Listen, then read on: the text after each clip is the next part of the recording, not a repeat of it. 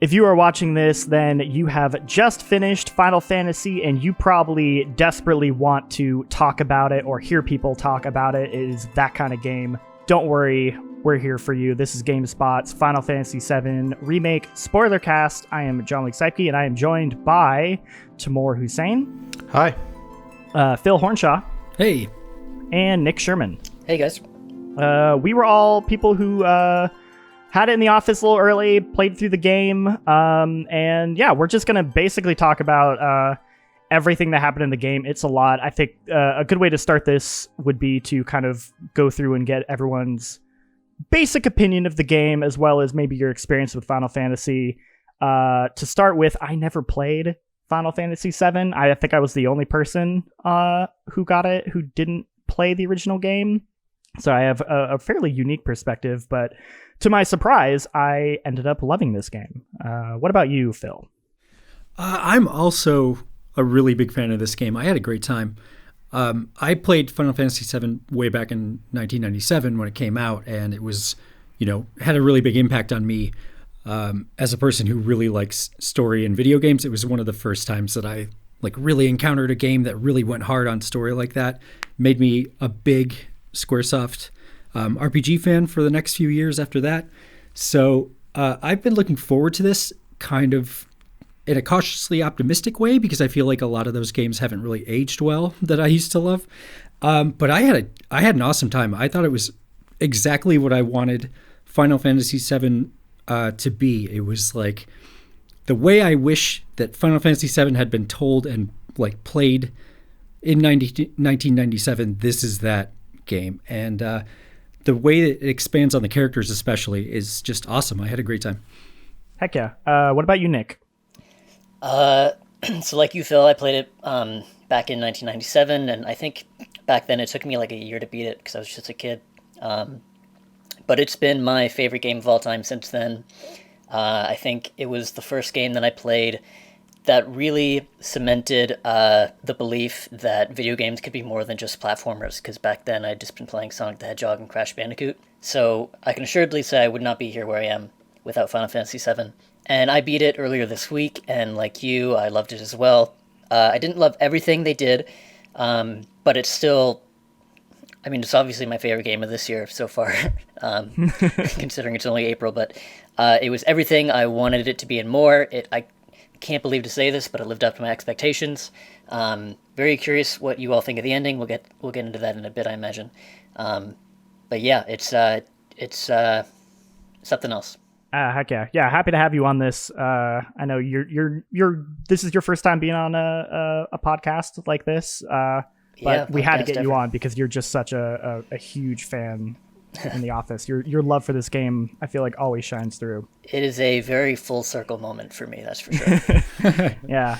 And then Timur, I imagine most people listening to this probably know what you think since you reviewed the game, but for those who haven't, why don't you let them know? Yeah, so my experience with Final Fantasy VII it's probably the last of the classics I played. I grew up in a environment where a lot of the games that I was first exposed to were through watching other people play, specifically my cousins. And I watched them play 8 first of all. It was the first one I saw them, but they always had posters for Final Fantasy VII in their room. I never played it myself, so I became a fan of Final Fantasy through 8, which I know is going to be controversial because people have different opinions of 8, but I love 8. My first personal Final Fantasy that I got and played on my own without being shepherded by a family member was 9, and it remains one of my favorites. And I think my love of 7 of 8 and 9 kind of just, I felt responsible to play 7, and I played 7, and I played it quite a long time after it was available, and I loved it. There was a lot of heart in that game, and it's a game that stuck with me, and like Nick said, it's one of the games that contribute to the idea that games could be more, and it was something that I wanted to continue thinking about. So it's one of the formative games in my life as well. And I've been a fan of various entries in that series since. At the very least, I've paid attention to the series and the franchise since. And obviously my opinions of this game are document and are a matter of record at this point. I gave it a 10 out of 10.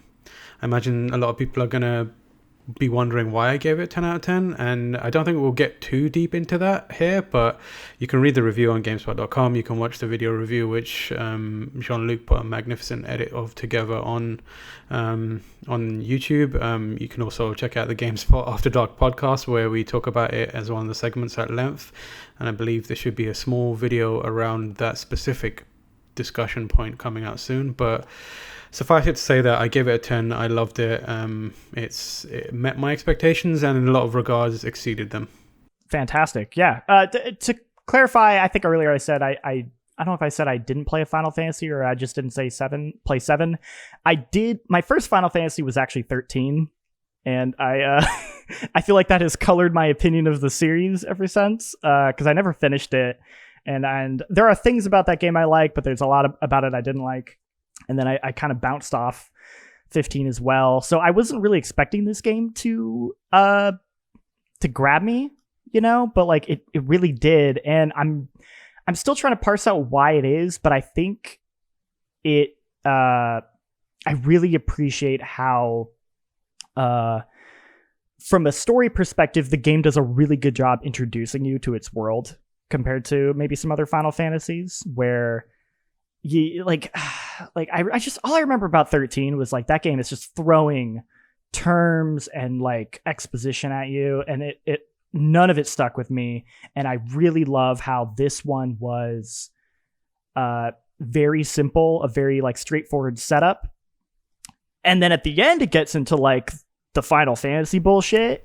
But like at that point I was like already hooked into the characters and invested in the world, so when that happened I was like, all right, you know what? I'm here for it. I'm already invested.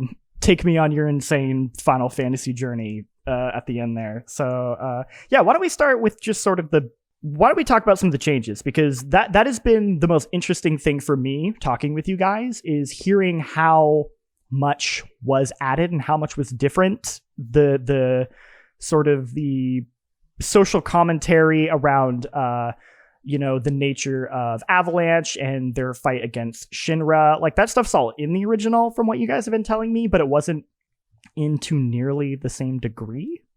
Yeah, it's just a deeper story in a big way, right? So we're getting more of like the on the ground stuff. There's a lot more time and attention spent with Avalanche in general, and like the side characters.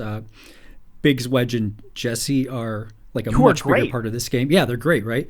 They're really, really minor in the original game. And also it's worth noting that the remake turns what was like 5 to 8 hours of the original game into a 40-hour stretch. So it's filling out a lot of that time, mostly with character development, and it's all really good.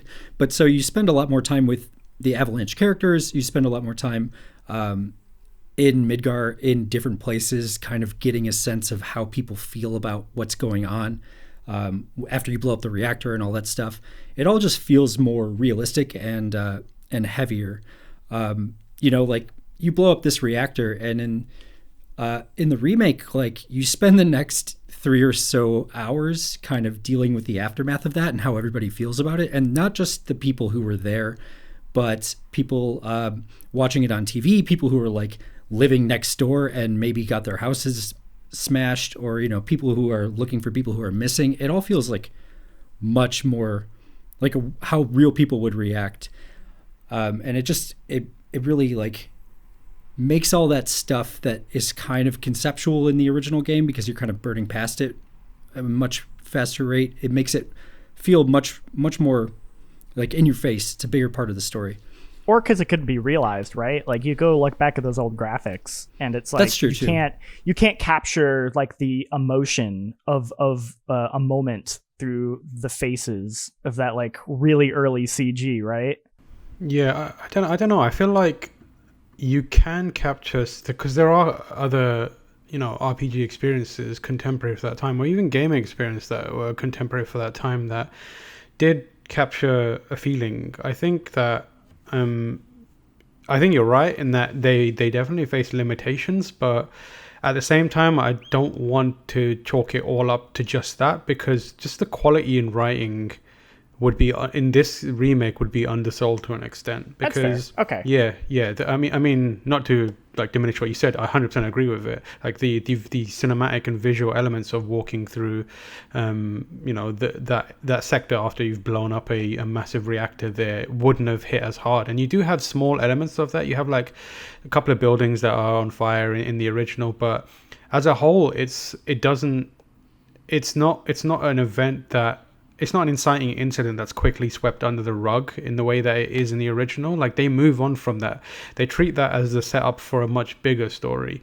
Whereas in this game, it is the story instead of all of it. And what makes it hit harder is actually the writing itself is more thoughtful and it feels more considered. They kind of breeze past it, and I described it in my review as a hop, skip, and a jump back to Seventh Heaven with the bar where, Avalanche is hiding out and is their hideout. But they don't do that here. They kind of spend a little more time, and they use their not modern, but like more advanced writing abilities to really dig a little deeper. And I feel like that's an important part of this game and that moment specifically. I completely agree. Yeah. It's super good. Like, a big part of that whole discussion is Jesse is the one who makes the bombs for Avalanche, and after the reactor bombing, it ends up being like much more devastation than they expected, and there are story reasons for that. But which we can say. Well, yeah, I guess we can. Yeah, we could we get into it. It's the Shinra guys. It's a false flag attack. Like, the bomb was supposed to damage the reactor. Shinra, at the end of the bombing mission, in chapter 1, you watch them like turn all their guns on the reactor and blow it up bigger, basically to scapegoat Avalanche. And you know what I really like? They never find that out. There's no moment find it out. where Jessie finds out that that's what happened, because not to say that wouldn't diminish her feelings, but like it's sort of like it still had to stick with her until it's the end. Such a good choice for her to never find that out. It informs her character for the entire rest of the game that she thinks she killed all those people. And it's funny because that's what I thought was going to happen. I thought during like the pillar collapse scene, like Reno or Rude would let it slip, and that would be like Jesse's lasting thought was like, oh, it wasn't me. Like I can die easily now. But no, you're right. Like, she goes to the grave with that. It's so good. And that's the kind of thing where I think everyone here knows, but like just in case someone who isn't familiar with us is listening, like, we love anime to different degrees here, but like that's the kind of anime type writing you'd expect from Final Fantasy, where a character is absolved of their sins or their perceived sins to themselves, so that you can have this triumphant moment, or even like a moment of dying happy. This felt like very unexpected and very I felt like the same way as you guys. I was like, yeah, she's gonna find out that she wasn't to blame for this, but they never do that. They kind of just leave it lingering, and it kind of eats at her as a person, and it informs who she is and every decision she makes from that point on, which is just really the kind of writing nuance and thinking that past mainline Final Fantasy games haven't trained us to expect from the series. Mm-hmm. If you're more familiar with like the MMO, then perhaps you would be a little more inclined to it. But that's a siloed team that's working, alongside a very talented specific writer who's been working on that world for a really long time. This is just it is a bit of a out of nowhere shot in the dark kind of feeling, with the kind of sensitivity and the smarts and the layers which they approach characterization in this game. Even characters that feel one dimensional at first, like Rude and Reno, was that his name? Mm-hmm. The other one, the Turks.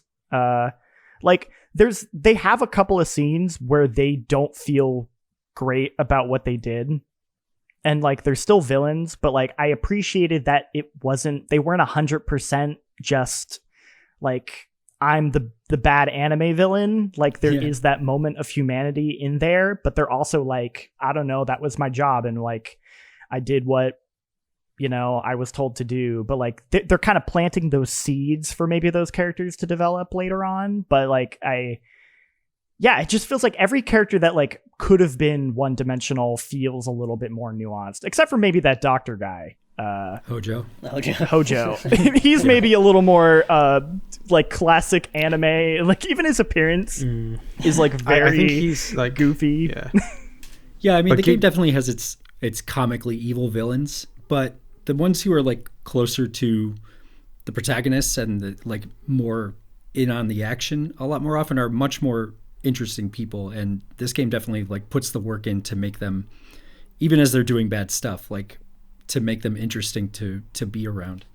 Yeah, Hojo kind of the story needs him to be that character, be almost like one-dimensional, because you can't really, like if you try to humanize him in any other way, it wouldn't work. Like you can't come up with a good reason for taking this, you know, ancient and trying to experiment and, you know, doing these heinous things. It needs to be that character, especially with the way things unfold in the future and the way they fill out Hojo's backstory. But like you said, I think like even like other characters who are similar are kind of charismatic, and like Heidegger, for example, is another kind of very, not by numbers, but like very plainly villainous character, and played to 11, but on purpose. But you kind of need that because Shinra himself is like an ambivalent, cold, lack of empathy kind of character. So if he was the core focus, the villain side of it wouldn't sell until late in the game, where he's like, you know, making big proclamations. So Heidegger needs to be that character to show why behind Shinra's cold evil, there's an actual maniacal evil pushing it as well. Yeah. So do we want to get into, I guess I'm curious from you guys, what was like your favorite thing that they added or changed? Because like you said, they took like 5 hours and they stretched it to 30 to 40 hours. Like what were the moments that you think like in this remake like benefited? I guess Nick. That's such a good question. Like there are really so many of them. I loved the scene where you're climbing up the destroyed structures up to get to the Shinra building.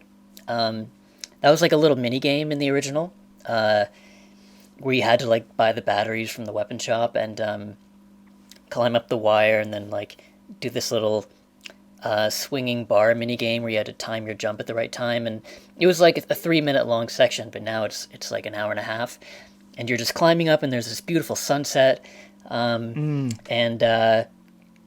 you're talking, you see the destruction of the plate falling, and just kind of reinforces all the stakes. That sticks out in my mind really well. There are a lot of little things they did over the course of the game, like the Hell House, for example, like bringing that back as a surprise boss fight. Oh my god, and having no context for that, I was like, yeah, what is happening? Holy crap. Absolutely that whole Coliseum inspired. Is so good. Like they did that with a lot of characters, or a lot of enemies, I should say. Like a lot of the mini bosses or bosses in general used to be just random encounters in the Shinra building, for example. Like that like flying snake thing with swords on its side, like that flying centipede or whatever. That used to just be a random enemy that would appear from time to time. Yeah, and even stuff like the behemoth just being hidden in the kind of like a side quest. That's a good throwback as well. I'll probably just jump in here as well and say like one of my favorite changes is, it speaks to what Nick was saying, there's so many, but the smaller things seem to hit way harder than the bigger ones. Like, so during one part you're speaking to the teacher at the orphanage, and she mentions that everything she's obviously like very caring of these kids and has her own ambitions elsewhere, but she mentions everything she learns is from someone else that used to work at the orphanage, and they don't like tell you immediately, but later on you learn that it's Biggs. And you're just like, oh, you make that connection. You're like, oh, you used to work at an orphanage. And then it becomes more overt, where he kind of, towards the end of the game, he actually name checks the orphanage and says, hey, can you do this for me? That's such an amazing moment. Like, and that's just not in the original at all. Right. One of those really cool things that happen sometimes when playing a video game too, where there's no side quest that pops up after that that's like go back to the orphanage and tell them about Biggs. But I went back there myself just to see if there'd be some kind of dialogue, because I wanted to do that. I was like, oh, I found out about, I want to tell you guys what happened to Biggs. Yeah. But no, I don't think there was any option there. And that's the thing, like the impulse to go back and try and see how much of the world has been affected by your own knowledge and your own feelings.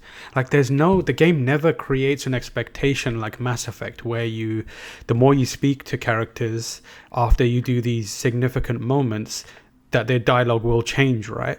Like in the Mass Effect, you do a big mission and you come back and everyone has something new to say. Everyone has a comment on what has just happened. That's not this type of game, but yet the thoughts and feelings that it inspires still compels you to go there and do that and want that, which I think is a testament to the strength of the writing and the characterization itself, that, after every major event in the game, I wanted to speak to people and speak to characters and be like, oh, how do you feel about this thing happening to Aerith, or how do you feel about this major event that's just happened? But it's not there, but it doesn't need to be, because it kind of works as is, if you get what I'm saying. Yeah, totally. Especially because I did not know this, but Phil, you've been kind of discovering that there are actual things that do affect the game that the game doesn't make apparent, which like the different dresses and you were mentioning there's an alternate side quests. Yeah, there's so I think the alternate dresses was a thing from the original. I can't remember exactly how that all worked out, but I remember, based on your performance in certain places, you'd get different dresses, and that whole system is here too. I've just been trying to figure out what it is, and I think I finally have a handle on it. It's side quest related, by the way.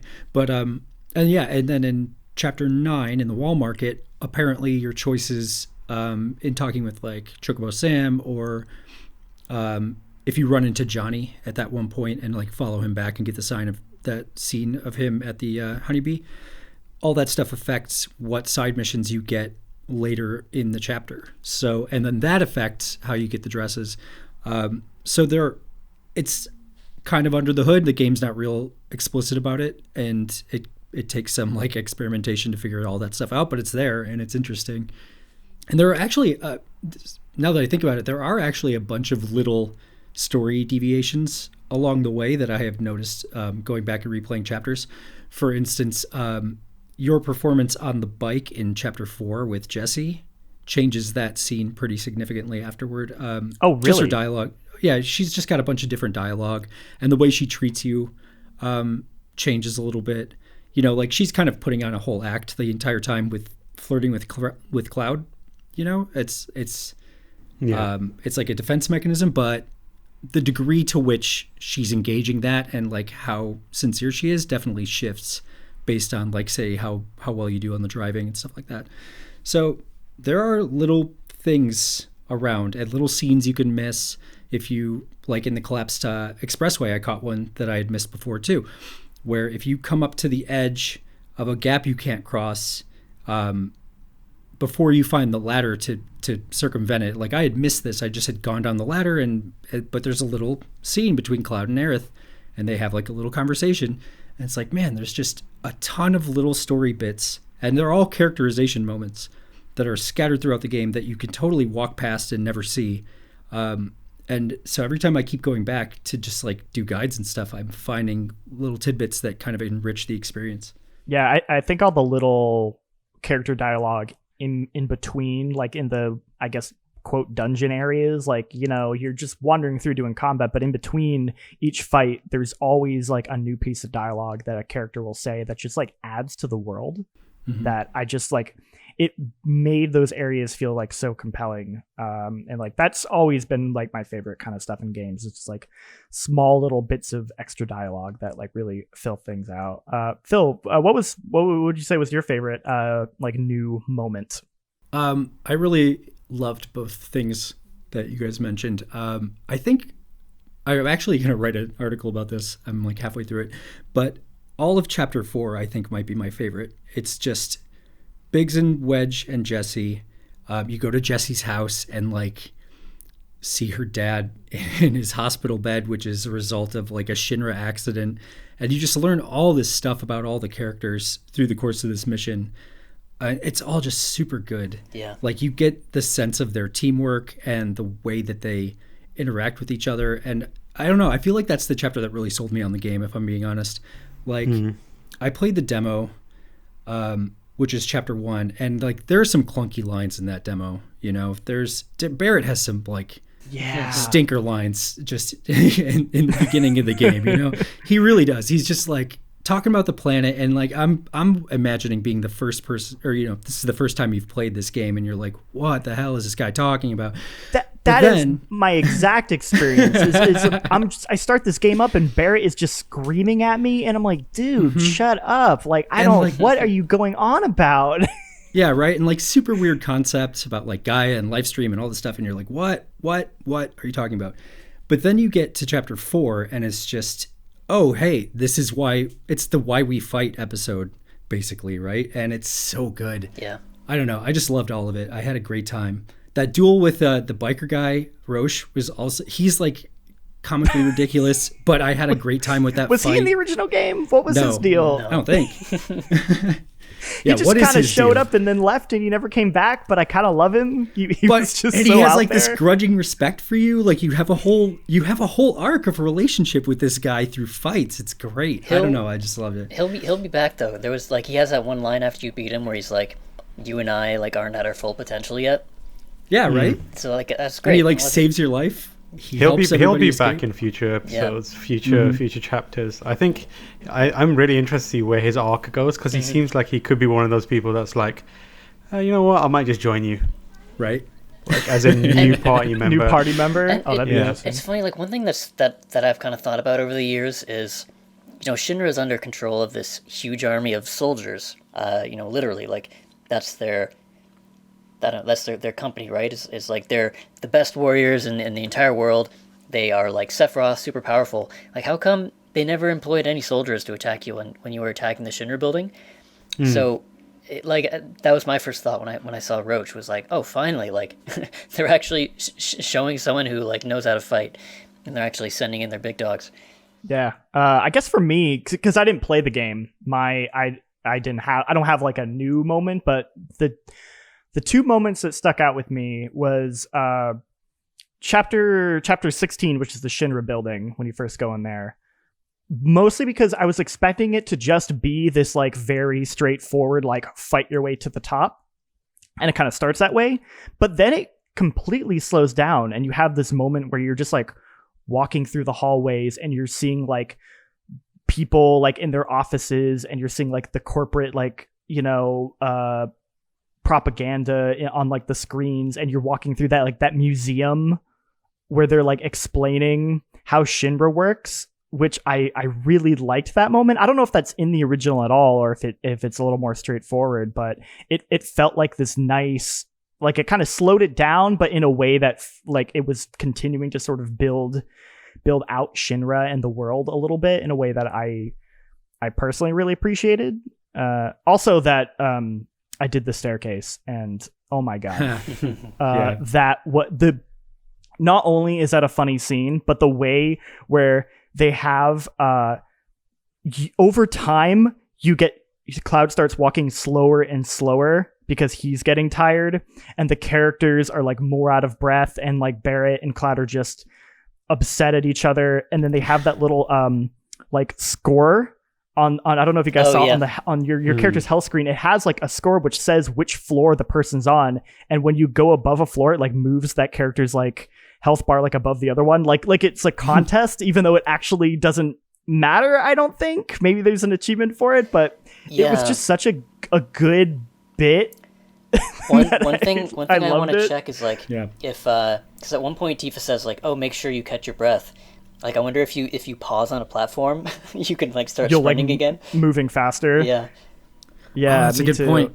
I ran both. I did both those. I did both the staircase and the elevator, and they're different story stuff, by the way. Like, they're both worth doing. But yeah, I didn't mess around with it enough to like really see the nuances there. Now I want to go back, but that's a lot of flights, man. Yeah, they make that joke. Like I think it takes like a good 5 minutes to do it. It's really long, but it's really funny, and it's like I think this game strikes such a great balance between serious and comedy in a way that I think specifically a lot of Japanese games don't quite work for me. Where I think the humor feels a little too contrasting with the seriousness of the story, but I feel like here it works where it gives them more of a reprieve. Like you just need that break for a minute, which leads to my favorite moment, which is all of Chapter 9, Wall Market. I think was just absolutely fantastic. I'm a huge Yakuza fan, and as I was playing this game, I was just feeling like Yakuza vibes in terms of like the way you kind of wander around and stuff like that, and of course like Wall Market is just like clearly based on like, you know, red light districts like Kabukicho from, you know, Tokyo, and that whole section was amazing. All those different characters, the different what are they called, the like three different trio. heads, the trio. All of those characters are so good. The three, I think it is. The three. Or the trio. There's so much I could talk about that. We could talk about the big scene, the Cloud cross-dressing dance number. Oh, man. Which that was so good. I love it's that. so good. I remember I texted you, Jean-Luc, and I described it as, tell me when you get to the Majima bit. Yeah, and I was sitting there being just like, what's he talking about? Like Majima. And then when like the stage and the band comes in, and I'm like, oh, okay, yeah, this is just the Grand from Yakuza 0. This is the Majima. Yeah. Oh my God, it's so good. And I think it's worth highlighting the fact that I think I want to speak entirely for Phil and Nick, but I got a sense that we're on the same page. Like the original does not handle this very well. No. Like it's I would go so far as to say that by modern standards it's problematic. And going into that section, I was quite concerned. I was like, God, I hope they do this. Again, previous recent mainline Final Fantasies hasn't given us much to expect any sort of like progressiveness or even forward thinkingness from them, but man, they nailed it. They absolutely nailed it. Yeah, it was after that moment that like we have a Slack channel at work about the remake, and like right after I saw that scene was when I pitched an idea that was like how Final Fantasy VII like quelled my fears of it being too weird by making it even weirder. Yeah, it was great. I loved it. I think they just handled that so well. Yeah. Like there's that moment. Tamor, you and me have both talked about it. Like the final line that it was on Andrea. Is that his name? Yeah. He says Andrea where he Rodeo. basically says, I forget exactly what the line is, but it's something to the effect of like, gender is an illusion and be whoever you want to be. Yeah, it's Yeah. about And I being was like, comfortable in what? yourself. Yeah, comfortable in your, dancing is about being comfortable in yourself or and acting like no one is watching you or judging you, and it's just doesn't matter regardless of gender. And the way they do it is like looking directly into the camera almost. Right. Like the Cloud is positioned, or you as the viewer is positioned in a way where it's Andrea's talking directly to you, and I was just like, wow, this is not only is this done well, but it's done intentionally. Yeah. Right. And what I also really enjoy about that whole scene is that there's a lot of humor in it, and it's it's Cloud dressing up in a dress and like, oh man, but none of the moments are played as a joke about that concept. They're what jokes there are about the characters themselves, and like Cloud's just uncomfortable being the center of attention in any way. And like that's what the joke is. That's the joke that they make. There's even a moment, the line that like sold it for me is when Cloud and Tifa reunite inside Don Corneo's mansion, and she's like, wow, that dress, your hair, and Cloud goes, yeah, I know, nailed it, moving on. Like Yes. But not only that, I assumed she knew it was Cloud from the get-go, but when he says moving on, there's like a pause, and then she goes, oh wait, you're Cloud. Like she didn't even know it was him. She just was complimenting this person on their amazing outfit. Yeah, but it's just so good. Like he doesn't make a thing out of it. Nobody makes a thing out of it. It's just that it's playing off what we know about the characters and not making anybody the butt of a joke.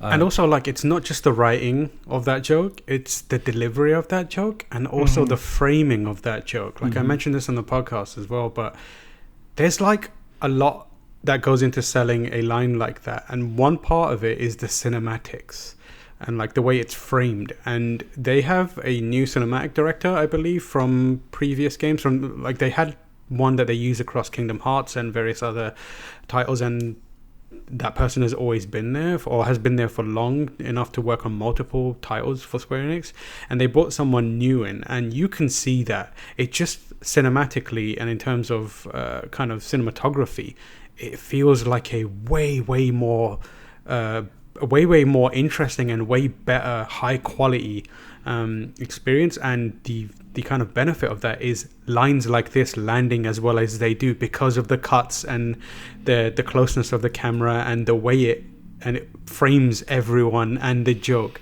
and it just lands perfectly.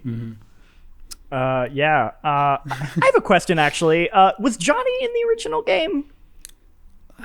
I can't remember. I don't believe so. I think he was. I think he was in Sector 7, and he, like, just kind of based on his super low poly model, he had like red pointy hair, and he kind of walked with like a swagger.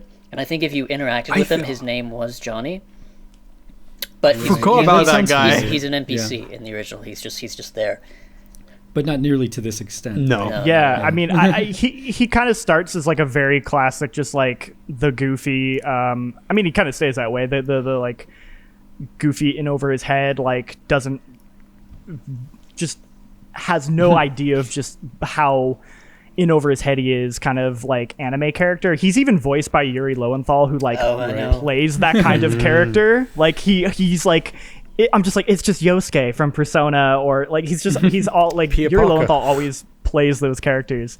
But that side quest where you're running around him in Wall Market is it's just so good. Like just constantly getting into trouble with him, and there's like you meet all these like they put so much effort into those like side characters, like the chef who just is like, my cooking's not good anymore and I don't know what it is, and like everybody is like being hospitalized by this man's cooking. And he's got no sense of the damage he's doing to the world around him. It's awesome. The thing I love about this game, the thing that really sold it for me, is the fact that like there's that amount of effort put into every single character you interact with. It's so crazy. Like there's just so much. Everybody has just like this elevated amount of feeling like a real character. Like same thing in Wall Market. When you go talk to the guy at the materia shop, like that whole room is awesome. He's a crystal salesman. Like we would, like it's a new age crystal shop, and he's laying down, and it's like the music and everything. But he sells materia. It's like such a good gag. It's straight mixing our world in there. Straight out of the original too. Is it? Yeah, he's like lying down on his side, and he's just like, hey, like you can tell he's super high. He's just, hey, well, he's just like materia. Yep, the dude who would sell the magic rocks. Like that's so perfect.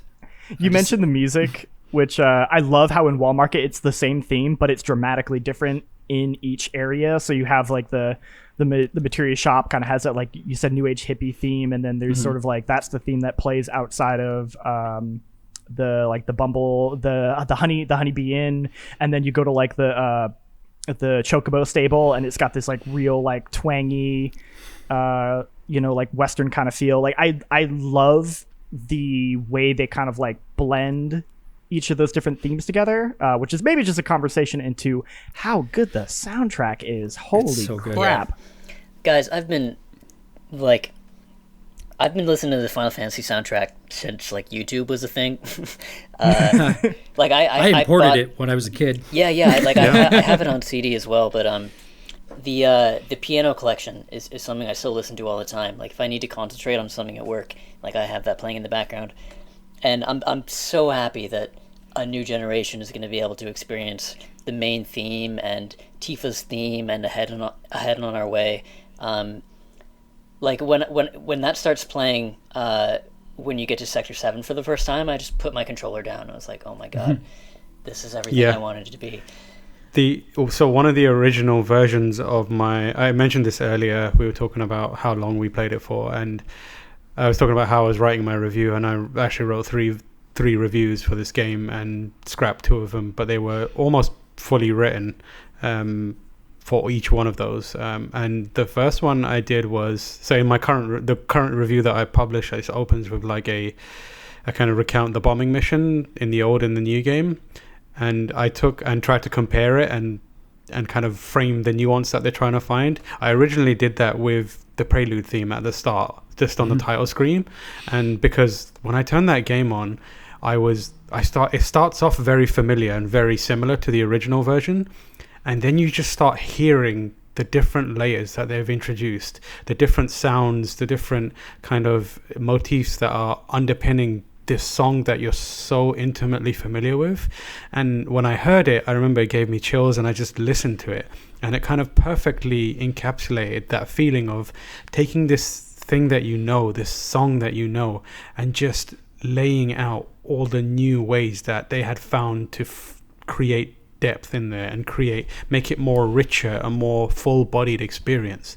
And that is the same for like the entire soundtrack. The entire soundtrack is that. It really says something when somebody like me who never played the original, so I like shouldn't have any nostalgia, just hearing the soundtrack like gave me nostalgia for a thing I don't have nostalgia for. You know what I mean? Like I'm just sitting here being like, oh man, this is like sending me back to my childhood, even though I've never played Final Fantasy VII and I shouldn't have any attachment, but like it's just, you can tell like how much effort they put into and making it like just exactly perfect, and like they really wanted to capture it. It's so good. I think another, like going back to like small moments that resonated with me. Another one was hearing I think it was called like Hip Hop to Chocobo or something. In Sector 7. Like, oh yeah, it's a trap beat. It's a trap. Could tell beat. they were having so much fun making this game. I was like, I cannot believe they turned a Chocobo theme into a trap beat. It's unbelievable. And it's kind of it's terrible, but I love it. It rocked. I love so it. Good. It goes hard.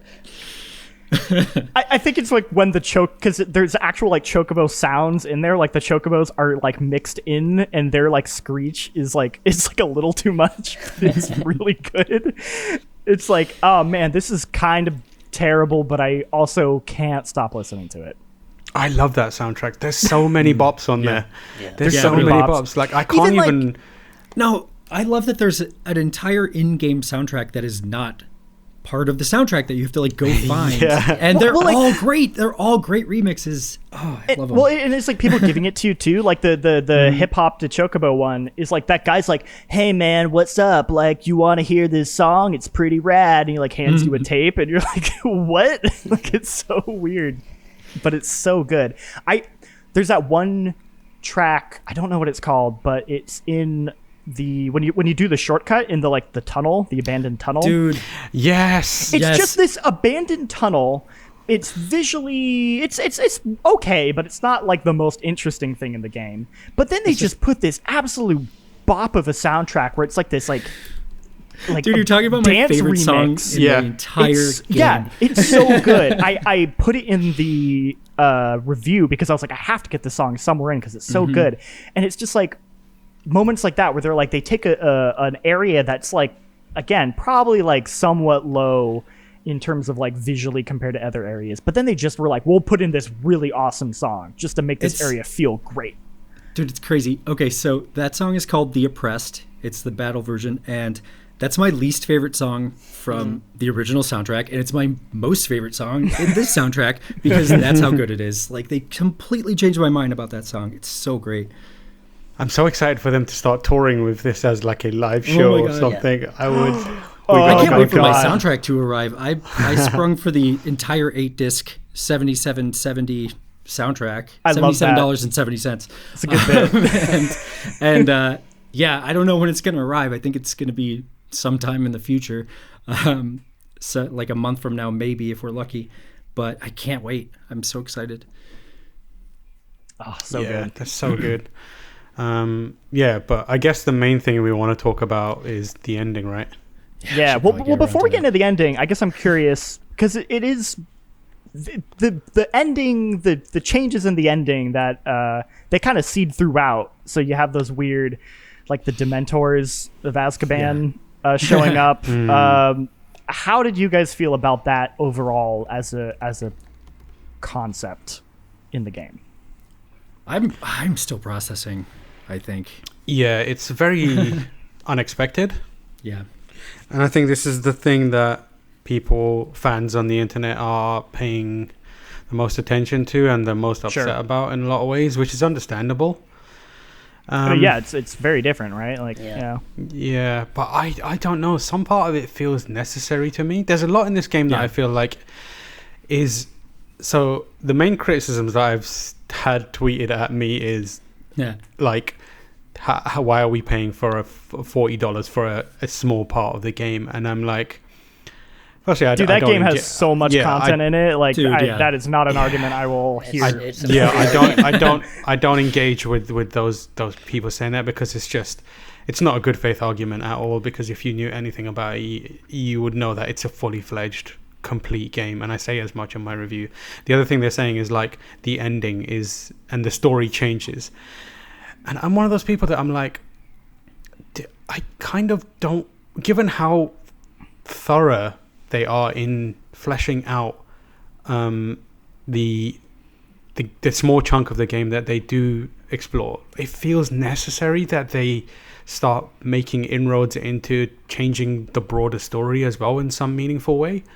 Well, for like a good example is sort of, from what I've been told, if they had been faithful, Sephiroth wouldn't have even shown up in this game at all, right? Yeah, exactly. And they seed him really early on, and I feel like that felt, as somebody who like never played it, I appreciated that because I'm aware of Sephiroth. You know, he's such an iconic villain, and it felt like that was necessary to seed him throughout the game because it's setting up kind of Cloud's story. It's setting up the larger overall story. I forget who, but I want to say somebody here in the office said how this kind of felt like the beginning of like Star Wars. Like it kind of feels like A New Hope, or where it's like it's setting up this larger trilogy, I guess. But like it feels it's I don't know. Like I felt like they properly concluded and everything that they were like the main stuff they were setting up with the kind of the Battle of Shinra and Midgar and sort of like the convictions of the characters, and it very much ends with them feeling like we now know what we need to do, and we all feel like set in our convictions, and we're ready to go on this journey. But like I can't imagine, like I feel like they had to put Sephiroth in. Like you couldn't, like it would be kind of weird to just end it without it, because you would be like, well, what's the overarching goal? Like where's this going? Yeah, I don't know if you guys feel differently about it. I definitely feel that way. I feel like they're using Sephiroth in a more intelligent way, at least as it stands now, because that the way the story unfolds towards the latter half in the original becomes very confusing, and it feels a lot of like stuff that's dumped on you almost. It's kind of like, it reminds me of the mentality back when everyone was trying to create movies that have a sudden twist that turns everything on its upside down on its head, and all movies were trying to do that, you know, I see dead people moment, and that's what that kind of felt like at the time. Like it seeds it in the original in different ways, but not super effectively, I thought.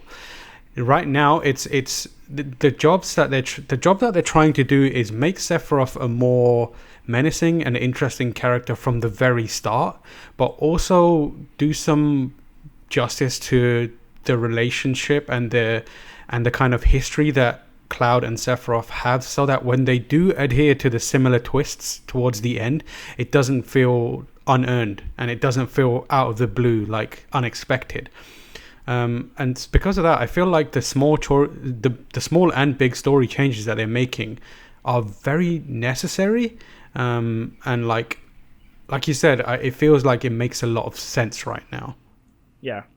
Nick, how about for you? I know you were saying there are some things you didn't like. Was any of this stuff did it not work for you at all? Yeah, I mean, I don't think my hot take about the ending is anything that could be unexpected. That's okay. That's what you're here for. Yeah, I felt like they were conflicted about how to go about writing the story, and so the Whispers, the Dementors, right? They come in and affect the story when things don't follow the original. So in the very beginning, when you see them for the first time, they are making sure that Cloud and Aerith meet, and then they bring Barrett back to life at the very end. I feel like they were a metaphor for angry internet fans who wanted to make sure right? that the original was exactly, or that the remake was exactly what the original was, and I don't disagree with changing things. I think it's totally fine to do that, and to an extent I welcome it. I just wish that they just done it, that they just made the changes and not had to include some kind of otherworldly element to justify it. Yeah, I kind of got that vibe where when they explained like, oh, they're there to make sure like fate stays the way it is, it was sort of like, oh, is this sort of like meant to be like a weird like this game can also exist at the same time as the other one, and it's like an alternate, like, yeah, like they're changing things, but they have like a in-universe reason for it, is sort of like, yeah, like I was kind of thinking that in my head, and I'm not 100% sure if that's exactly what it is, but that's my interpretation too.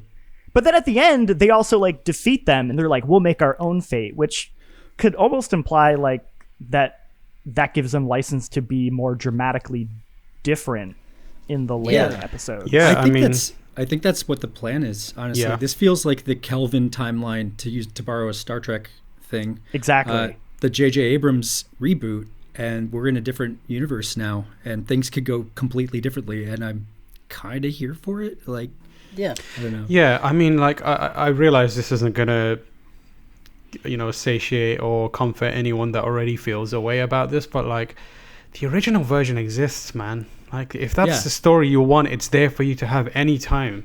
You can. It's $20. It's $20 right now. Yeah, it's dirt cheap. You can buy it on. You can make it run on your microwave at this point. If you want that story that badly, it's there for you. I realize there's some concerns about it, but like, let's see what they could do if they. This is a game about modernizing Final Fantasy. Let's give them the opportunity to do that and try and tell a different but familiar story. Like, that's what my main takeaway from this game was. And all we can do is, regardless of how we feel about it, we can only give them the benefit of the doubt based on what they've presented us here. And if you're like us, or like me specifically, I think they've knocked the story out of the park in this game. So with that in mind, like, I have to give them the benefit of the doubt when they start doing this. I can only be optimistic about where they go from this and assume that they have a plan and they will work that plan. And that the original Final Fantasy is there for me whenever I want it. I just want to see something different. I'm excited to see something new, and there's some things happening here that are both, I completely understand it is terrifying. I think one of the other things that people are constantly bringing up is, oh, this is Tetsuya Nomura on his bullshit again, doing his Kingdom Hearts thing. And Nomura's a interesting writer. His influence on a game is interesting. I can't say I'm an unashamed fan of Kingdom Hearts. I reviewed Kingdom Hearts as well. I understand that the story in Kingdom Hearts is it's kind of nonsense and not good. And I say as much in my review of 3, but I also say that it's got heart to it, and I love that element of it. But honestly, I would wager he given the quality of the story here, I don't think he has as much power as people think he has right now. I think he's definitely within Square. He's definitely a important figure, and he's definitely a key creative decision maker in this game. But I feel like the storytelling isn't his own. Like, he could not put out this game, write this game the way it's written. I feel like there's way more people, and we're doing, by saying, oh, it's Nomura only and he's going to screw it up, we are doing an incredible disrespect to every other person that has contributed to that game and has clearly, like, there's fans on this team. You know there's fans on this team. You can feel the passion in there, and it's not a cynically made written story. So with that in mind, like, I just have to give them the benefit of the doubt. Having said that, let me introduce a counterpoint to that. Okay. And it could be a very minor thing, but it also could be a very big thing. So there's a point where Sephiroth brings Cloud to, quote, the edge of creation, unquote. And I think it's right after that where he says, "Lend me your strength," which, if you guys remember, is like what he says to Sora when you fight him in Kingdom Hearts 2. Yeah. And my first thought was, oh, this is like, in an alternate timeline, Cloud, like, took Sephiroth's hand in that moment, and that's what brought them into the Kingdom Hearts world. Oh, that's amazing. And then the rest of the series is like Tifa, you know, going to search for Cloud in these alternate dimensions. And maybe like Nick. Final Fantasy versus 13. Okay, here's what I think is going to happen. I think Nick is writing fanfic right now. I love it. I'm here for it. 100% genuine in this belief that, based on the ending of Kingdom Hearts 3 and the recent DLC, they are making a cinematic universe for Final Fantasy. God. And they're gonna intertwine Kingdom Hearts and Final Fantasy 7 and maybe Final Fantasy 15. Here's the thing. I would get behind that if one of the players in that story wasn't Disney. I think they're gonna leave Disney behind. I don't think you can do that. I think that's going to happen. I think also, like, I don't know. I feel like they can't call a thing Kingdom Hearts without completely, like, they can't do a Kingdom Hearts game without having Disney involved in some respect, because they are joint.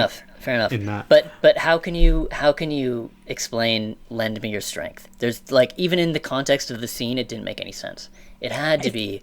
If they want to do that as, like, its own game, sure. I hope that's not, like, where they're going with the rest of the remake, because that would be weird. I mean, like, it didn't stick out to me as a like, really out of place line. I remember thinking it's kind of odd, but it also speaks to what Sephiroth wants, right? The reunion and all that thing that they're constantly referencing, which is something that will play out in a over the course of these 3 or however many chapters there are. But, like, I heard that and I was like, oh, he's speaking about that reunion where all parts are kind of united again, and that's what that "lend me your strength" speaks to. I don't know. I'm kind of into that idea as well. I really like that idea. That's an insane theory that I sort of love. Yeah, it's an insane. I love that idea, but also if that happens, it will absolutely boil some internet piss, like, so much. Holy moly! All right, I have one more hot take about the ending, and this could be a very minor thing, but one of my favorite video game moments of all time, and I think it's one of the most effective video game moments in general, is when in the original game you go to Calm and Cloud starts talking about his backstory with Sephiroth. And they introduce Sephiroth when you're on the train, and Cloud's doing squats, and then the train, like, runs into a monster, and then you and Sephiroth go fight it, and you control them both for a second, and you send Cloud to attack or something, and let's say he does, like, 50 damage, like he slices the dragon, does 50 damage, and then Sephiroth does it, and it does, like, 3,500, and at that point in the game, like, the highest damage you could probably do is, like, 150 something with, like, a braver attack. So it just goes to show, like, holy shit, this guy is insanely powerful. So I didn't like how, whether the Sephiroth you fight at the end of the game is the regular Sephiroth or, like, the Advent Children Sephiroth who's traveling back in time, there's no way that Cloud is going to be able to beat that Sephiroth. He's not strong enough. Yeah, I was gonna ask how you guys felt about you fighting him at the end, because I was wondering if they were gonna do it. I was like, are they gonna I don't have? think that's- Were they gonna have a That's boss not- fight? to Were me, they That's gonna- not Sephiroth. That's not. Yeah, to me that wasn't Sephiroth. Yeah, I'm That's. pretty sure that's a conjuration of the Yeah, it's one of the fate monster thing.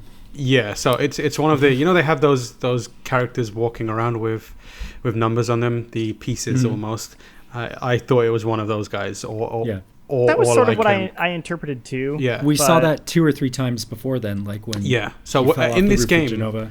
Sephiroth is never there. He's just a menacing presence. That is, there's the different parts of Genova Taunting and Cloud, yeah. he's able to. Those wait. are being interpreted in a specific Well, way. no, that's not true though, because he totally takes Genova at the end. That happens. No, there's a shot Yeah. where he falls off the roof and it turns into one of the number guys. Yeah, Oh, you're he's right, never you're in right. this game, which is why I was saying the way they're seeding it is really smart and really interesting. Because Sephiroth is all over this game at a certain point, but he's never actually in the game. We've never met Sephiroth as we know Sephiroth. So when he shows up, who knows what state he's going to be in, and who knows what level that we'll be in. It's such a smart way to Well, have that character be there, but also not overpower you. He should be in the Northern Cave, right? Like that's where the real Sephiroth is. He's hanging around somewhere is what we're saying.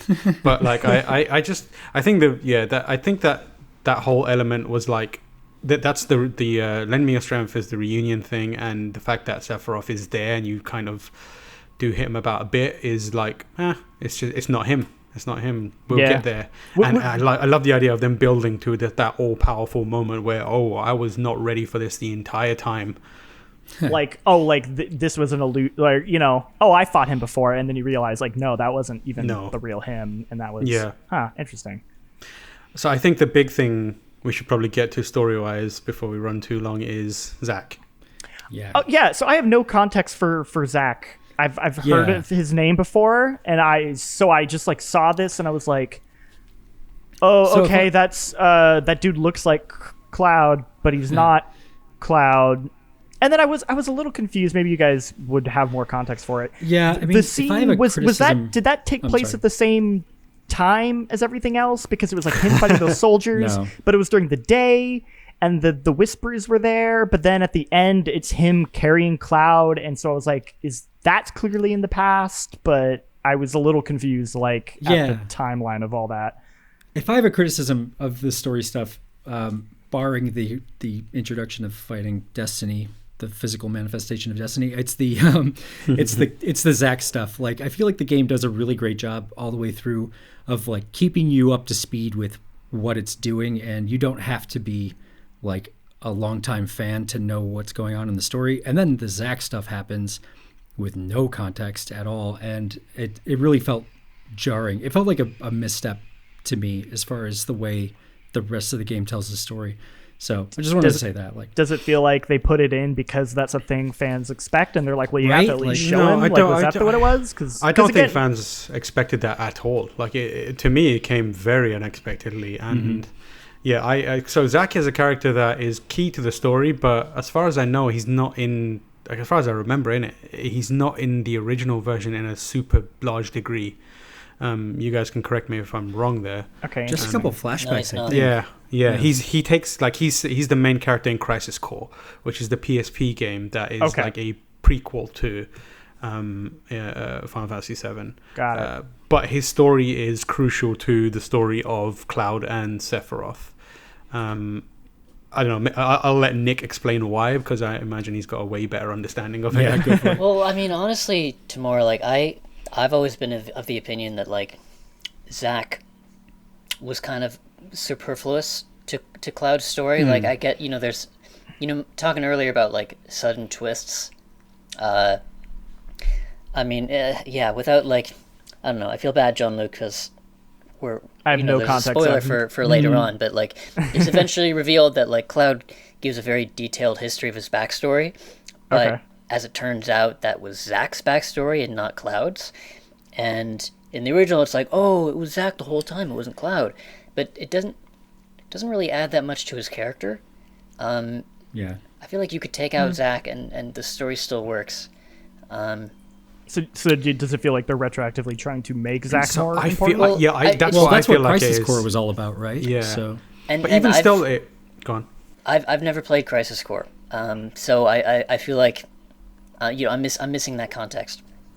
So Crisis Core is a really interesting game mechanically, and in terms of storytelling, it doesn't make it kind of fleshes out that element of Zack, and it's not more about how and not why, but like it's about their journey. So it's like you do get to hang out with Cloud in his early days and when he befriends Zack, and you get to see Zack on like equal ground and equal footing with Sephiroth and various other members of Soldier and the Turks kind of feeding into it. And the game kind of is designed to explain why there's that bleeding effect between Zack and Cloud, but it still very much felt like a self-contained story, even though it was a prequel that led into the events of Final Fantasy VII. This feels like it's a little more of an attempt to weave the important parts of Zack into the broader story and also maybe flesh him out a bit more. So I feel like they are trying to set up the character to be more meaningful within the greater Final Fantasy VII universe. I think the tricky part of it is separating that ambition from the ambition where it's also creating some sort of parallel concurrent timeline. That's the weird thing where like I said earlier, I finished the game at 4 a.m. and I was in a stupor. I'd been playing for like 2 days straight trying to get ready for review. So like my processing of it is probably not great, but it seemed like it was telling two concurrent timelines at the same time. And we were looking at the one timeline where, and having beaten the boss at Destiny's Crossroads, it's not, everything is unhinged now. There's no accounting for what's going to happen in the future. So they're showing us two eventualities of what could happen. But at the same time, the more I think about it, the more I was like, oh, maybe this is kind of like a piece of the Crisis Core era story that just is unfamiliar to me and I don't remember, or is new for this. It could be like, Zack and Cloud encountering the same kind of presence that we are now, but way back when. And it's another instance of Destiny weaving its threads to try and make whatever's happening in the current day, but we're seeing it from Zack's perspective way back when. I think the thing that people are getting caught up on right now, it's how different it is. Because of that, and because of it seems quite outlandish compared to the rest of the story, which feels way more grounded by Final Fantasy standards. I think that's something that people are getting hung up on, but I kind of, maybe I'm being too optimistic. I could see a way for them to make it work and make it interesting.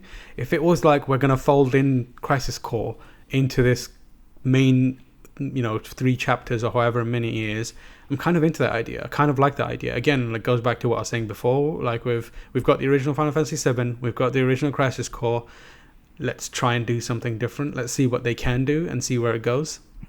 Yeah, I mean, that you kind of said what I sort of spoke to earlier, where I was like, the beginning did such a good job kind of taming things and just being simple and setting it up to that when it does get to chapter 18 and it does become like full-on crazy Final Fantasy nonsense at moments, it like, I definitely felt a little bit of a disconnect. I was like, okay, this feels very different, but again, I was like, the rest of it had sold me to the point where I was like, okay, you know what? I'm here for it. I'm on for the ride. I'm curious if I can still feel that momentum in later episodes. Like I kind of wonder if they'll maybe dial it back down a bit and then kind of ramp it back up again. Like I'm so curious how they're going to handle these other parts.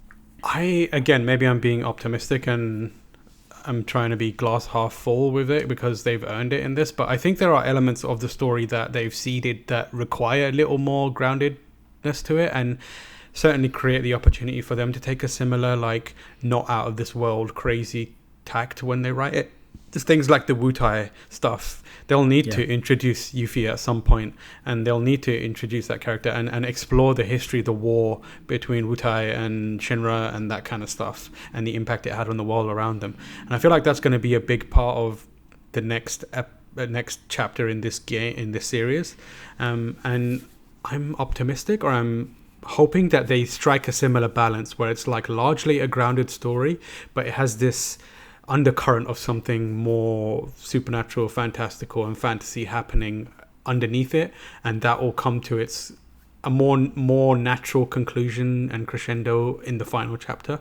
Yeah, because at the ending, like after all that craziness happens and it's like playing the final cutscene, it does go back and it shows all the people of Midgar, like, you know, it shows the people of Sector 7 like starting to slowly rebuild, and they kind of like prop up the, you know, the bar sign, and it shows like the orphanage, and it felt like it was sort of like taking a step back and reminding you where this all started and kind of like the driving force. And I feel like as long as the narrative can still keep it grounded in that aspect of like, this is what it's all for. It's all for helping the common people, and it's all for like this original drive to just have a better world. I think they can make the craziness work as long as they like retain that, like that grounded like element of like, this is why you're doing it and this is what matters.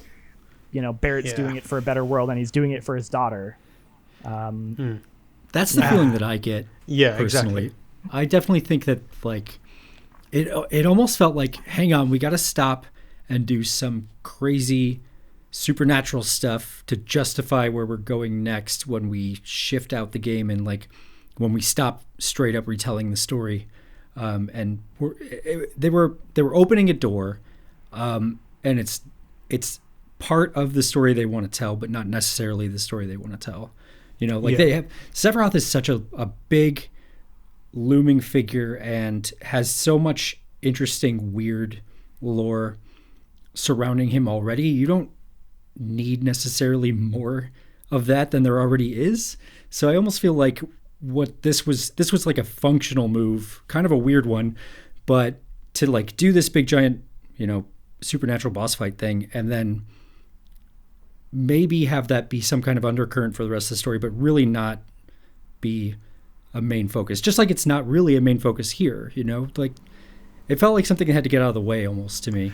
Yeah, I feel like it is table setting in a lot of ways.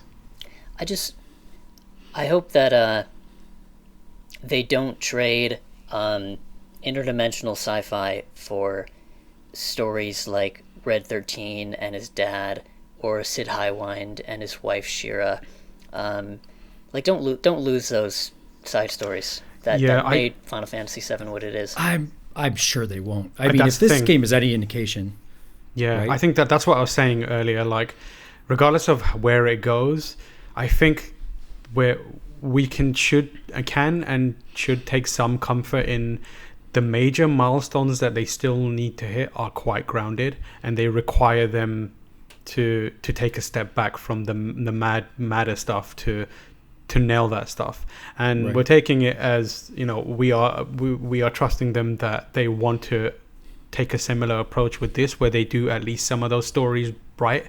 And the moment you reach, you know, Sid, and you reach other characters like the Wutai stuff and everything else that Nick mentioned, you need to reel it in and dial it back a bit to make that happen, which I feel like that stuff is going to naturally serve as a check and a balance for the wilder ideas. Otherwise, it will just completely be mad nonsense, and it wouldn't. Having said that, there are also things in the, let's say, the kind of the milestone plan that are also interesting and weird, like Cat Sith and various other things that I'm interested in.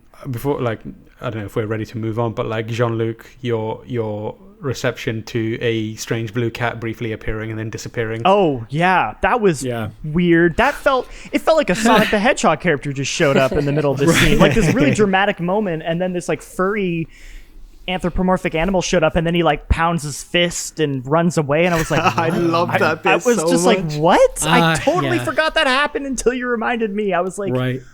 That was weird. I pinged Tam sure. As soon as I saw that, I got on Slack and I was like, "Tomorrow we got to talk about this, kids." At the moment, I loved it. It kind of bummed me out. I kind of loved it. I was like, yes. Me too. And It it was was funny. weird. I mean, I never liked him as a character, so like I was like, him again. It's such a just a bad moment. It's such a sad scene when you see him. Like the plate is falling and everyone's dying, and I was like, oh my god, like this is so sad. Like they visualize this so well in 2020, and then you see Kate Sith, and you're just like, oh my god, it's Kate Sith! Oh, it's so cute! Oh, like, oh. So the thing is, like, I think I would feel more like Phil feels if they didn't already start doing such a good job at not explaining, but the character that is involved in Kate Sith's story, like seeding that character in a way more interesting or more like in-depth way, like just that character. I don't want to speak. I realize we're in a spoiler thing, but like Jean-Luc is probably he has no idea, and I don't want to ruin it for him. I know it's a bummer, right? Like we have this game represents a weird situation in which you have 2 levels of spoilers to deal with. Well, that maybe really leads to what I was frustrating. going to ask you guys was, do you guys think I should play the original now, or should I just wait? Because there was a part of me that wanted to play the original. I never got around to it before this came out, but I sort of am happy that I was able to have this kind of unique perspective of having not played it and just experiencing it as its own thing. But I'm kind of all in on the universe and the characters now. Like, I really like this game a whole lot, and I love these characters, and I'm sitting here being like, yeah, I could wait 2+ years for the next part. And I'm like, who knows, should I just play the original? Like, I don't know. What do you guys think? I think, tell you what, I'm about to spring for a new copy of FF7. I'm totally going to do that. So I think you're in a good position to play it now. I think you. So I was speaking to Will Potter on our social team, and he was like, I want to play the original before I play the new game. And I was like, honestly, I don't think that's the best way to do it at this point, because you're not really getting much out of that original. It will just feel a bit thin, and it's not, by modern standards, it's not up there. Like I think I've proven that I adore that game, but like it doesn't hold up that well. People who play it now and adore it are people who have the nostalgia already tied up in it. So if it's your first time through, I feel like you're better off served playing the remake, seeing what it has become, and seeing the kind of the things that are beneath the surface of the original, and then going back and almost looking at like the roadmap for what could become the future. Yeah. So if you are going to play it, like, now's probably, you're in a good position to play it, but I wouldn't say it's essential. I do think like things that we're alluding to here, like Kate Sith and stuff, those could be amazing surprises, but they also could potentially be ruined for you on the internet quite easily, because they've been around I mean, forever. that's the thing, is like there are certain things I know. Like I know of the character death. Like I know of some of that stuff, because that just was like I knew that before I even that's like, welcome to the internet. This person dies, like that kind of stuff. Like right. Like, that stuff's just so ingrained in internet culture and gaming culture. But yeah, I mean, it's just like I just want more. Like I just want more. I think you'd enjoy it. I think you would enjoy it. I do think it will feel a little bit more like reading a plot summary of the game after playing this. Yeah, that'll be like, that's be so not to that's kind of a shitty thing to say, and I don't mean to like seriously degrade or to like be down on the writing of the original. I haven't played it in a long time. I loved it when I was younger, so like grain of salt with that comment, but this is such a better realized version of the story is what I'm trying to get across. So like it's not going to resonate, I don't think, quite the same way, but there's cool stuff there. Like I said, I want to replay it. I think you would have a good time because, and here's the other part of this. And you mentioned that character death. I do not think that's going to happen in this. I think they're going to change it. I think it's 100% going to happen. I really don't. I really don't. I think they're setting up a whole new shift. Yeah, I do too. I think the whole reason that they introduced the Whispers and like killing Destiny and Fate was so they could change things up. I mean, that's like the one thing. Absolutely. No. They would so change. Here's the thing. I get what you're saying. I think here's my 2 scenarios. Either it will happen and they will present a B timeline where it doesn't happen, so people don't feel too bad. But I kind of also think that they will reach the point where they're like, yes, you can mess with Destiny, but some things are just inescapable, and there will be this heartbreaking moment where in every timeline she dies and you just cannot stop it. Ooh. And it will hurt much harder this time. I feel like the only reason that, like, you spend this much time like building Aerith into this amazing character, like it is the best opportunity to just make it hurt way harder than it ever did. But Cloud's had visualizations about, like, he's seen premonitions of Aerith's success now. So I'm not saying he's gonna like know the specific moment, but he could be like, hey Aerith, just make sure you don't go off on your own. Can you just move a little bit to the right? Yeah, right. Yeah. But no, things are different. This is like the final destination of Final Fantasy. Like things are changing, and I really think it's going to be different. What if somebody else dies instead? Like, no. Well, exactly. No, I think trade. it's going to change up. I think something's going to happen. I just don't think it's going to be what we expect to happen anymore. I'm going on record to say I feel like that death is so fundamental to this story that it will still be here. I think it'll still be there. I think they're going to realize it because that scarred a whole generation of people. And really I feel like the one thing they changed now is that it felt unfair back then. It felt like you were robbed of something, not only a character and a friend, but like you invested in upgrading this character that is wiped off the table and takes everything she had with her along with her. I feel like now we're at a stage where the thing that they'll do is make it feel less unfair, and I feel like they can make it more of a narrative thing. People will reflect on the narrative and the kind of storytelling characterization loss instead of the mechanical loss, which is the one thing that kind of muddled the feeling around Aerith's original death.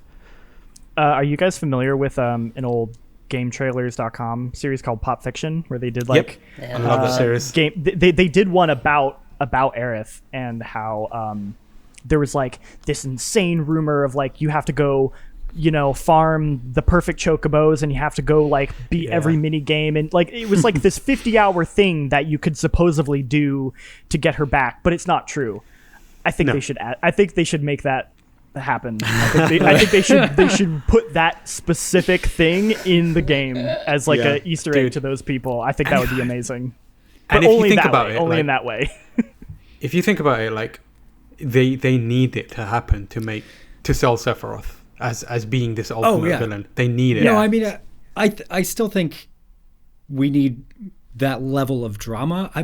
But to know it's coming, I don't know. It's you've got 23 years working against you as a writer. I do like what Tamora said, where like by introducing the idea of changing fate, they set the seed that it could be different, so that they can then completely ruin it for you by saying nope, but not that one, but that one won't change. I mean, they killed Barrett, right? Like, and then they brought him back, obviously, but they just want to show you, hey, like, we could fuck your shit up. Just be ready. And like, the stuff they do with Biggs and Jesse and Wedge as well. Like Jesse, when like that whole section plays out, I was like, yo.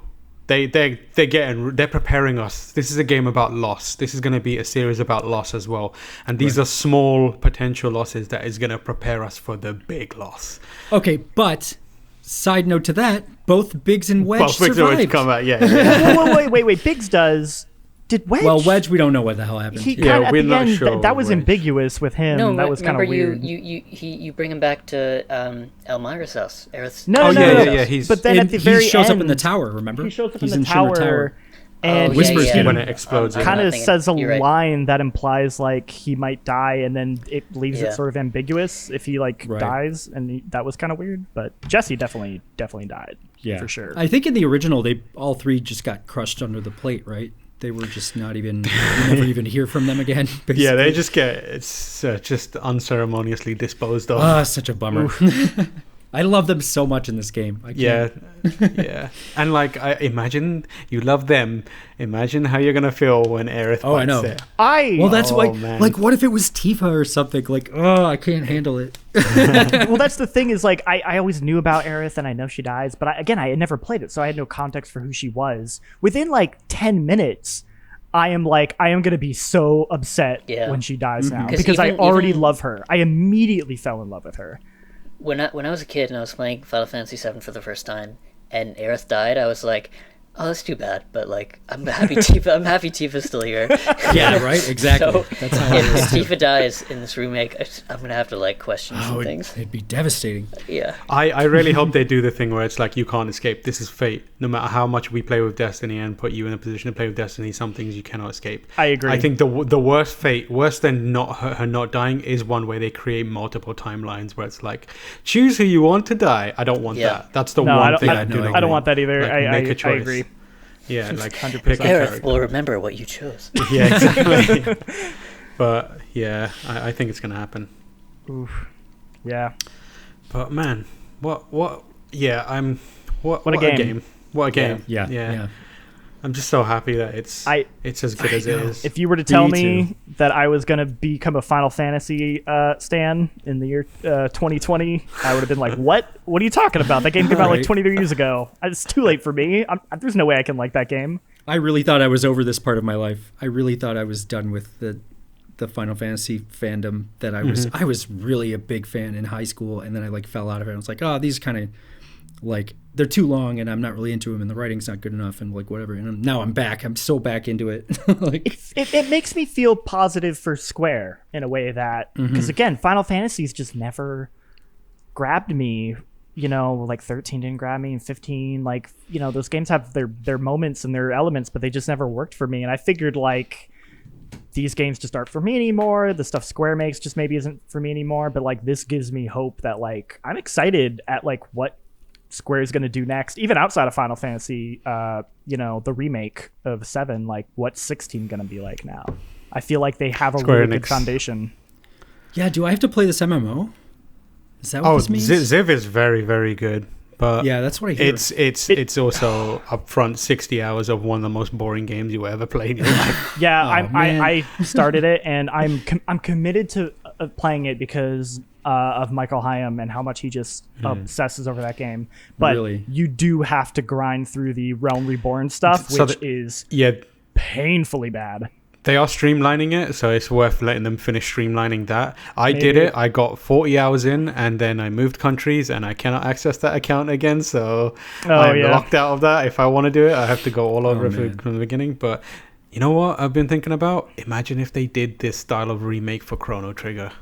oh, I know. Oh right? my Oh god! my lord. Oh. Oh my god. Guys, we didn't even No, talk about the combat in this game. Oh yeah.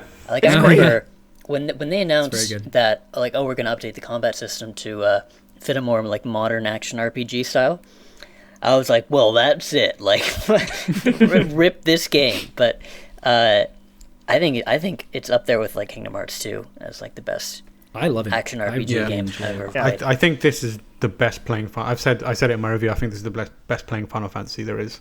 Like, Oh, yeah. Definitely of all Absolutely. the ones that aren't the very traditional turn-based, like that's been one of the things that have never quite clicked with me with modern Final Fantasies is the combat.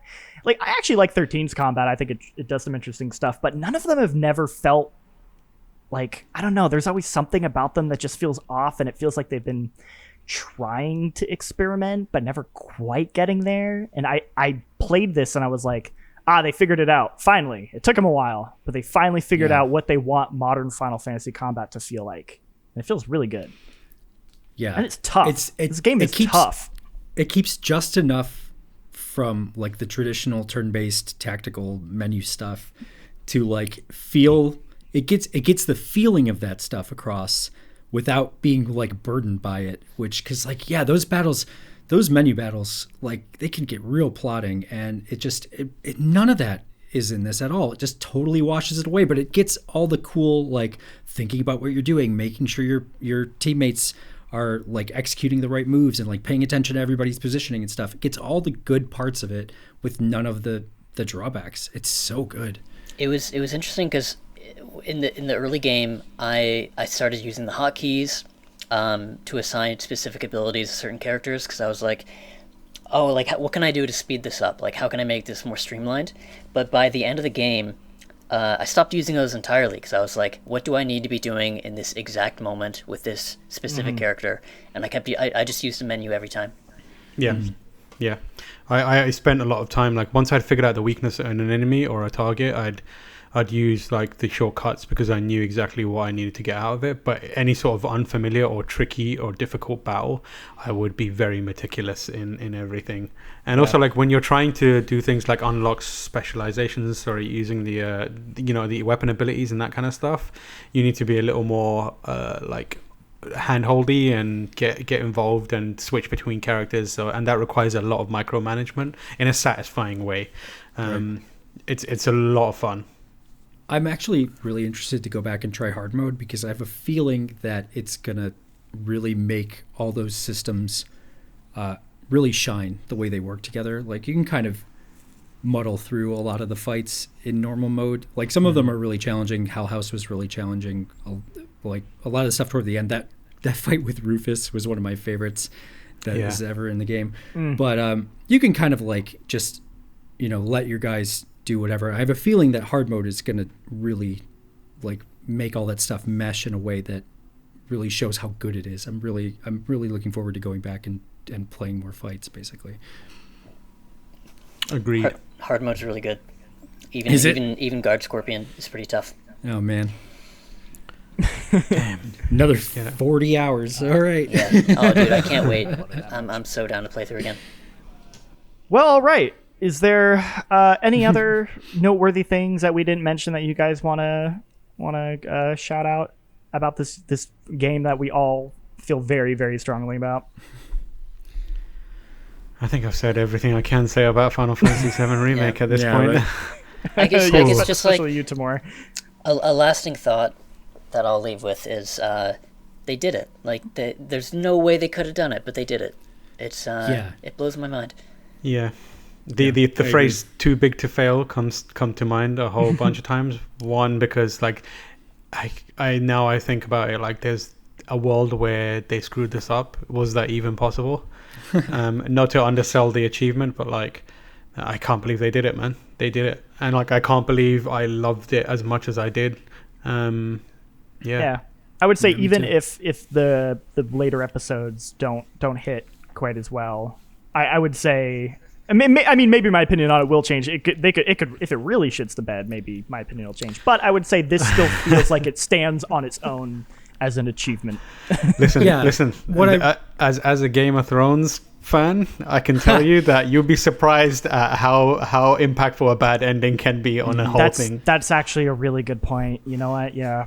Well, let's not think about that. Love about this. What I do love about this is that it feels like its own thing. It is a chapter, a complete chapter, one whole story. There's more to the story, and sequels can like fill that out. But it's like a Star Wars movie. Like you can enjoy any given original trilogy Star Wars movie, free of the like larger tale that it's telling. And I think this is that too. Like maybe it'll suck in the end, but it's not like episode 1 of Final Fantasy. It's like Final Fantasy 1, and then we'll get Final Fantasy 2 and Final Fantasy 3, etc. And so I'm happy with that. At least we have this. It's very good. Even if the rest of it's bad, this will still be good. That's what I think. Yeah, and the thing I'd also say is like I know a lot of people have some issues with some of the changes they've made, and there's a lot of people upset about what could happen in the future. Worry about that later, man. Just enjoy the game for what it is now. Like it's solid. It's amazing. Just there's so much to be upset about in the world. Just enjoy something. Just enjoy it, and just enjoy what it is right now. And if it turns out many years, 5 years in the future that they screw it up, you wouldn't have. At least you had a time when you enjoyed the thing and you had a good time. You got a lot of years. You got a lot of years to enjoy this. Yeah. Whether you've never played Final Fantasy or you're the biggest fan in the entire world, you're going to get a lot out of this game. Yeah, absolutely. Agreed. But hopefully you aren't watching this to the very end if you've never played this game. Hopefully you played it first. I think that's about doing it. Thank you, everyone, thank you guys so much for hanging out for a good hour and a half listening to us. If you made it all the way through the end, you're a real champion. You know, I had a really great time chatting with you guys about this game. I think this is the kind of game that, like, it doesn't happen that often, but there are just those games where I'm like, I need to talk about this with people. I just need to sit here and talk about these moments and these scenes. And I was happy to do it with you guys. is, I mean, is a 10 out of 10 game. Deserving of a discussion. I was gonna say we're very rare with 10 out of 10s, but then we gave away 2 this week. Both very, very deserving games. Very deserving. Very deserving games. Like I couldn't see Persona 5 Royal getting anything less than a 10 anyway, having played what I played. So now that I've finished, that's actually the next game I'm gonna play. So I'm same. gonna keep this JRPG train rolling. So thank you again for watching, everybody. If you liked this and stuck all the way through and aren't subscribed to us, you probably should. And we'll definitely have more. If you like the spoiler cast, please let us know. We don't do these that often. I think we kind of just do it for games that we really care about, but if that's something our audience likes and we feel passionate about it, we're more than happy to do stuff like this. So please let us know. And yeah, just, I don't know, go play Final Fantasy. Start it up again. Play it on hard. Yeah. do it. Talk to us on Twitter, because I will talk about it. Yeah. Oh, absolutely. Yeah. I'm at Tomorh. Come and tell your opinions to me. Mm-hmm. At Phil Hornshaw, just all one word. I don't really have a Twitter. That's okay. I can't contribute there. Smart man. Talk to them. Talk to everyone else. I'll relay messages for Nick. Yeah. You can find the me. concerns to Slack. We'll definitely. Yeah, you can find me at John Lexipke if you want to talk to me about Final Fantasy. Thank you so much for watching, guys, and we'll see you next time. Bye. Bye, guys. Bye.